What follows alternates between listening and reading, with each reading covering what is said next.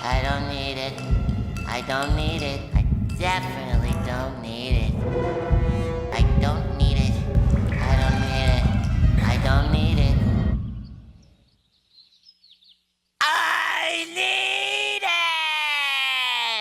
Since the moment Sue Storm was announced, the Rivals community has been thirstier than a fish out of water. However, Sue Storm is more than meets the eye. She's Marvel Comics' first lady and one of the most overpowered characters in the Marvel Universe. She's the definition of silent but deadly, and her gameplay has left more than a few players feeling utterly blindsided. But how well does Marvel Rivals bottle up the brilliance that is the Invisible Woman? Is she still the fierce protector and glue holding the Fantastic Four together, or has the game traded her depth for some over-the-top assets? Hi, I'm Socks, and today we're here to explore whether Marvel Rivals captures the essence of Sue Storm or misses the mark on one of Marvel's most iconic characters.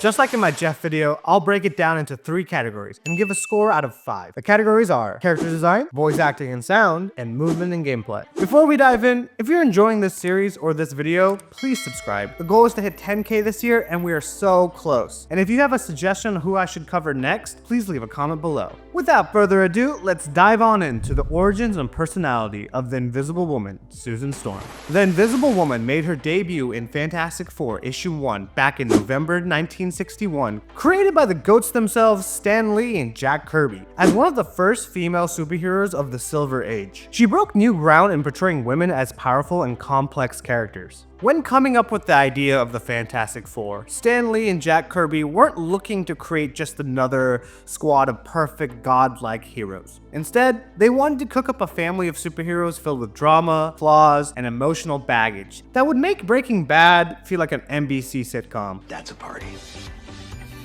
A group that features an egomaniac, a hot-headed teenager, and the Thing. Sue Storm is the emotional glue that holds the Fantastic Four together, often stepping up as the team's leader in Reed's absence. Her personality is a mixture of calm composure, fierce protectiveness, and an unwavering determination. Just like the rest of the Fantastic Four, Susan got her powers from being exposed to cosmic rays during an experimental test in space. She originally just had the power to go invisible, but over the years, she had become a freaking powerhouse. Her force fields can contain explosions, stop bullets, and even crush her enemies if she's pushed to the limit. Like in Fantastic Four issue 400, Sue Storm solos a freaking Celestial by creating a force field inside of him and expanding until he freaking bursts. Now that's a type of move that gets you into a Mortal Kombat game, not just Marvel Rivals. So don't let her sincere demeanor fool you. Sue Storm is not someone to mess with. Luckily for all of us, Sue prefers not killing and opts to use her powers to protect the people she cares about the most, until she becomes Malice. But that's a topic for another video. Speaking of family, did you know Jack Kirby named Susan Storm after his daughter? It's a touching nod to the Fantastic Four's core theme of family. In Marvel Rivals, we join Sue and her family as they prepare to battle Dracula and his army to save New York City. So, let the drama begin. Character design. I can imagine it was a difficult time for the Rivals dev team to find inspiration for the Fantastic Four costume, as over the years, the team has had a multitude of uniform redesigns. You got your classic Jack Kirby design, that awesome Future Foundation costume, the ones that Gunners made, and my personal favorite, the Negative Zone from 1983, created by John Bryan. However, I believe the design that Marvel Rivals pulls most from their inspiration was from the Negative Zone 4 costume from 1998 to 2001. What made this design unique was the placement of the iconic 4 logo that was now placed above the heart, as well as a thick modular belt, similar to the costume we see in game. I like the Marvel Rivals design for the most part. It has a both classic and modern feel to it, and when all the members are squatted up together, it goes extremely hard. However, I don't know why they went with a primary white suit with blue accent. I feel like it gets washed out compared to the iconic blue and black suit with the white logo. Hell, if they inverted the colors, I feel like it would have stood out a bit more. And I know they were going for more of a modern look, but there was something about that bold white or black long gloves and boots that made a simple blue jumpsuit pop off the page. Another difficult part of her design might have been her hair, as in the comic, no one changes her hairstyle as much as Sue Storm. This aspect just boils down to what the artist feels like, but Rivals hits the nail on the head with this trendy haircut that reminds me a bit of her classic 60s look. The design of Invisible Woman is a mix of old, new, and Jessica Alba, which definitely caused a spike of nosebleeds around the country. However, I feel like the devs could have pulled more from her iconic looks, which is strange because they did such a great job on characters like Magic and Squirrel Girl, who have a refreshed version of their iconic fits from the comic. For that, I gotta give Sue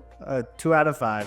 Voice and sound. While there hasn't been a definitive voice for the Invisible Woman, from Joanne Flung to Tara Strong, all their performances share a common thread. A remarkable blend of grace and authority, topped off with a hint of flirtatious charm. The two of us have been brought together here for a greater purpose. Wow. Are your motivations always as transparent as I am? Susie Young hits those benchmarks perfectly with her performance in Rivals. Her interaction with other characters feel very genuine. You know, as cool as future Spider City is, I'd rather be in Queens. Home isn't always where the webs are. Right? You get it more than anyone, Sue. It's about family. Well, you'll always be a part of ours, Peter. Wherever and whenever we may be. There's a naturalness to them that make the relationship feel real, which makes the performance like Iron Man feel a bit stark. Okay, you know what? How about we focus on the mission instead of my legacy?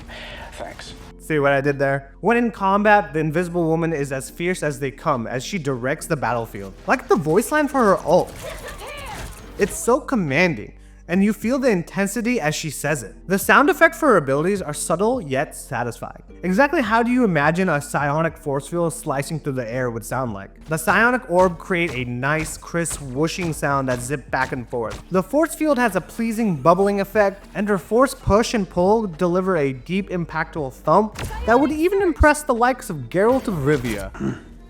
Even though during a full match her ability sound effect really gets lost in the chaos of the game, Marvel Rivals has a good understanding of what the Invisible Woman should sound like. Susie Young might be new to voicing Western characters, but she makes voicing Susan Storm sound as easy as talking to your mom on the phone. 5 out of 5. Movement and gameplay. As I mentioned earlier in this video, the Invisible Woman is a world breaker. And that's not even an exaggeration. So how do you balance that level of power for a 6v6 hero shooter? Well, first you gotta nerf the hell out of her, and then look at her typical power set that she uses in comics. I initially thought her kit was going to be primarily support focused, but Rivals gave her a real versatile kit that can do both, just like in the comics. I really like her primary attack, Orb Projection, which launches a force field that damages enemies and heals allies. And it's cool that her orbs are physical and translucent at the same time. Although it's a simplified version of her psionic abilities, in the comics, Sue can change the shape of her force field, like into a sword or spikes. Sort of like Green Lantern in a sense. Her shift ability, Psionic Vortex, which sucks enemies in and deals damage over time. I believe this might be a reference to Sue's ability to create a bubble around an enemy and suck the air out of them. Which, in case you don't know, that kills people! Wow. just like a Jedi, Force Physic, her E ability, lets her push and pull enemies. Although it's a pretty basic of a move, it does showcase how tactical Sue is. Her right-click Guardian Strike is just a force field that blocks damage and heals allies.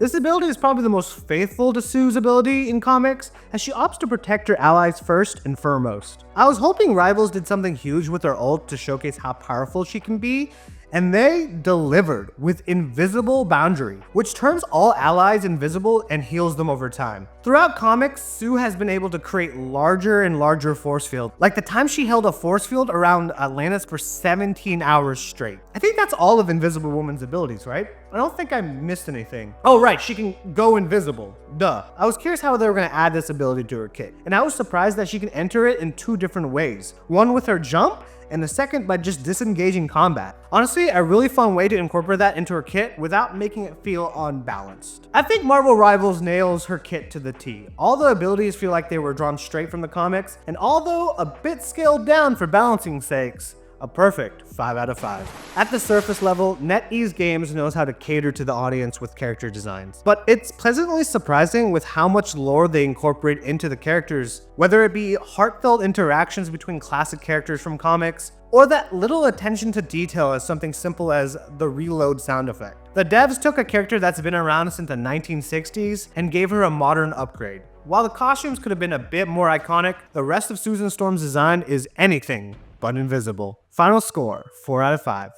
I forgot how OP Susan Storm is in the comics, and it got me reading Fantastic Four comics again. And man, there is a lot to catch up with. So if you want to learn more about Susan Storm, check out these reading recommendations, like Fantastic Four issue 284, where Sue drops the Invisible Girl moniker and officially becomes Invisible Woman, a defining moment that cements her maturity and growth, as well as Invisible Woman from 2019, written by Mark Waid. In this miniseries, we get an under-the-hood view of the life of Susan Storm and how she deals with her relationships and being a superhero. And a more recent story, Fantastic Four Life Story. Similar to the Spider-Man one, this is an alternate timeline series, provide a retrospective of Sue's life and sacrifices across a decade, emphasizing her importance to the Fantastic Four and the Marvel Universe. Thank you guys so much for watching this video. I've been really enjoying this series comparing Rivals characters to their comic counterparts.